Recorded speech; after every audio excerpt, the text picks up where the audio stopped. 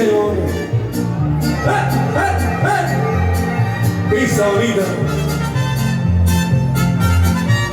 Emilia Socorro Velázquez, con todo ese sentimiento dice: suénenle duro, muchachos, pónganle el alma a este gallo, no le hace que se despierte toditito el vecindario.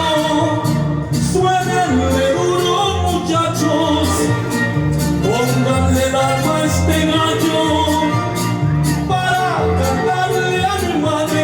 Yo no necesito que sea en este mayo.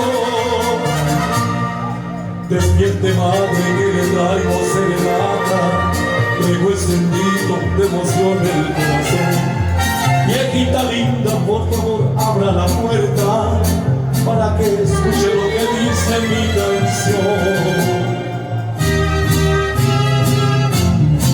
Vengo a decirle que es mi reina consentida, que su cariño me alimenta y me da fe, que su consejo es mi tesoro en esta vida, madrecitas queridas.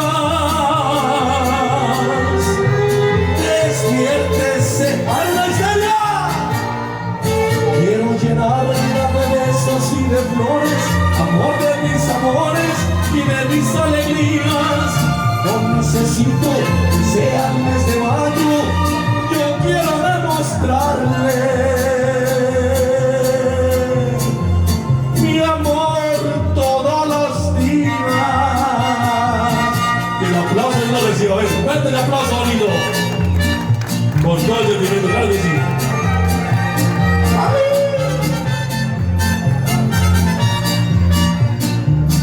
El papá lo levanta para la mamá, Paula. Despierte, madre, que me traigo serenata, traigo encendido de emoción el corazón. Viejita linda, por favor, abra la puerta para que escuche lo que dice mi canción. Vengo a decirle que es mi reina consentida, que su cariño me alimenta y me da fe, que su consejo es mi tesoro en esta vida, madrecita querida. Despiértese,